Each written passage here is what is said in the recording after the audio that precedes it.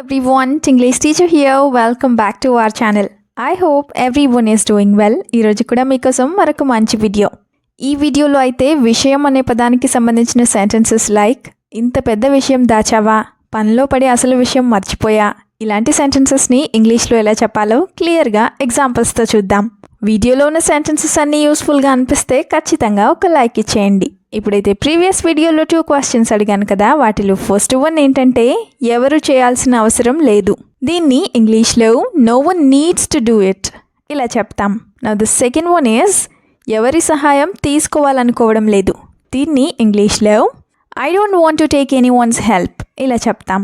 ఇప్పుడు మీకోసం అయితే ఈ వీడియోలో 2 క్వశ్చన్స్ ఉంటాయి కదా, వాటిలో ఫస్ట్ వన్ ఏంటంటే ఏ విషయమైనా నాకు చెప్పు ఆర్ ఏ విషయమైనా సరే నాకు చెప్పు. దీన్ని ఇంగ్లీష్లో ఎలా చెప్తాం? How do we call this in English? Let me know in the comments. ఇప్పుడు మీకోసం సెకండ్ క్వశ్చన్, అదేంటంటే నువ్వు నా దగ్గర చాలా విషయాలు దాచావు. ఈ సెంటెన్స్ని ఇంగ్లీష్లో ఎలా చెప్తామో మర్చిపోకుండా కామెంట్ సెక్షన్లో కామెంట్ చేసి చెప్పేయండి. ఇప్పుడైతే లేట్ చేయకుండా మన వీడియోని అయితే మొదలు పెట్టేద్దాం. Let's get started. Sentence number 1 ఏంటంటే పనిలో పడి అసలు విషయం మర్చిపోయాను.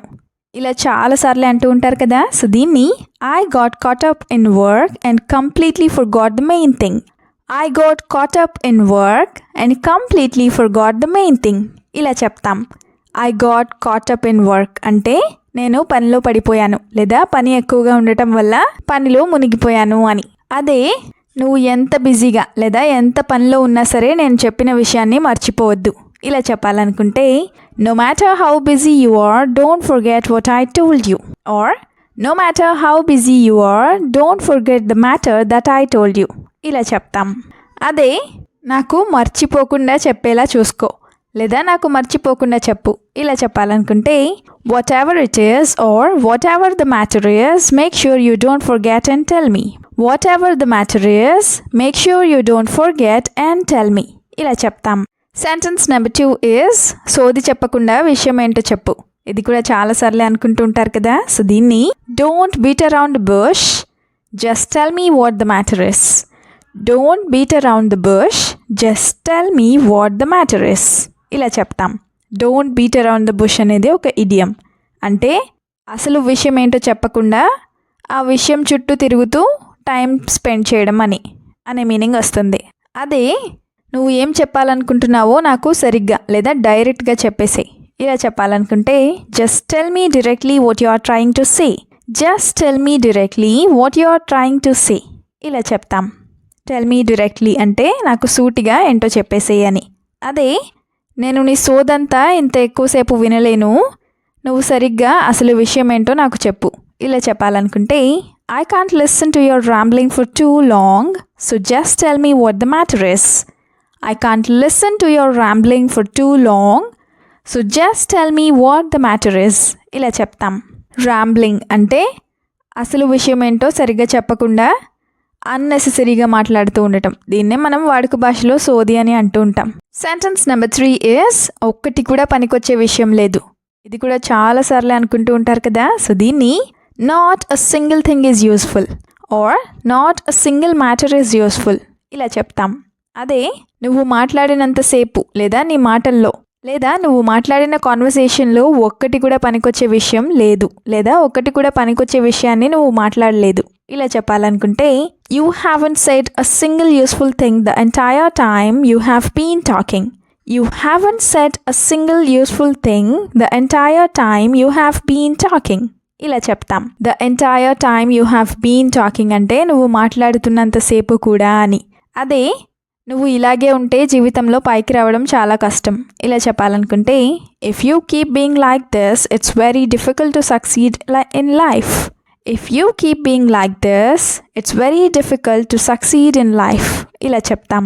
Now the fourth sentence is నీతో చాలా విషయాలు మాట్లాడాలి ఇలా కూడా అంటూ ఉంటారు కదా, సో దీన్ని I need to talk to you about a lot of things.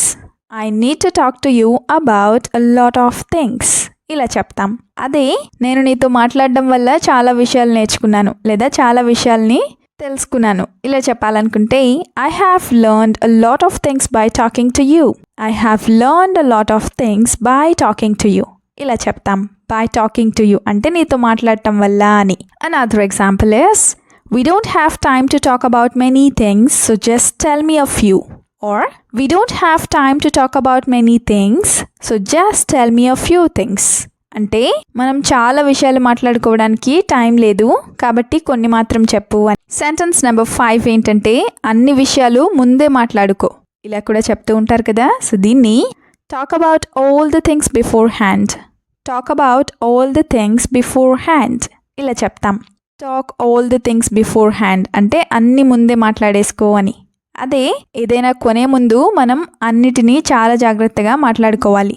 ఇలా చెప్పాలనుకుంటే before buying anything we should discuss every detail before hand. Before buying anything we should discuss every detail or every matter before hand ఇలా చెప్తాం. Another example is if we don't discuss everything beforehand, problems like these will arise. Or if we don't discuss everything or every matter beforehand, problems like these will arise. అంటే మనం అన్ని విషయాలు ముందుగా మాట్లాడకపోయినట్లయితే ఇలాంటి ప్రాబ్లమ్సే వస్తాయి అని. నెక్స్ట్ సెంటెన్స్ ఇస్ ఇంత పెద్ద విషయం దాచావా ఇలా కూడా అంటూ ఉంటారు కదా. అయితే దీన్ని did you hide something this important. Did you hide something this important? ఇలా అడుగుతాం. Let's have some 2 examples. First one ఏంటంటే what are you doing after losing all that money and not telling your family? What are you doing after losing all that money and not telling your family?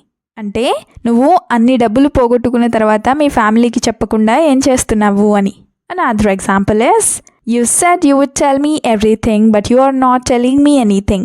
You said you would tell me everything but you are not telling me anything. అంటే నువ్వు నాతో ప్రతి విషయాన్ని చెప్తానన్నావు కానీ నువ్వు నాకు ఏమీ చెప్పట్లేదు అని. Now the last sentence is ఏ విషయం ఎప్పుడు మాట్లాడాలో తెలీదా. ఇలా కూడా చాలాసార్లు అంటూ ఉంటారు కదా. సో దీన్ని don't you know when to talk about which matter? Don't you know when to talk about which matter? ఇలా అడుగుతాం. డోంట్ యూ నో అంటే నీకు తెలీదా అని. అదే అతన్ని పెళ్లి గురించి అడగొద్దు అని నేను చెప్తే నువ్వు ప్రతిసారి ఆ విషయాన్నే ఎందుకు మళ్ళీ తెస్తున్నావు ఇలా అడగాలనుకుంటే if I told you not to talk about his marriage why do you keep bringing it up again and again. If I told you not to talk about his marriage why do you keep bringing it up again and again ఇలా అడుగుతాం. అదే విషయం ఏదైనా సరే ఒక్కసారి చెప్తే నువ్వు దాన్ని అర్థం చేసుకోవాలి. ఇలా చెప్పాలనుకుంటే what ever the matter is you should understand it when it's told to you once. What ever the matter is you should understand it when it's told to you once ఇలా చెప్తాం. Thank you so much for watching the video till the end. మీరు గనక fluent English speaker అవ్వాలి అనుకుంటే try to practice as much as possible. We'll meet you again in the next video. Until then, keep learning, keep practicing and keep supporting Tinglish Teacher. Have a good day. Bye bye.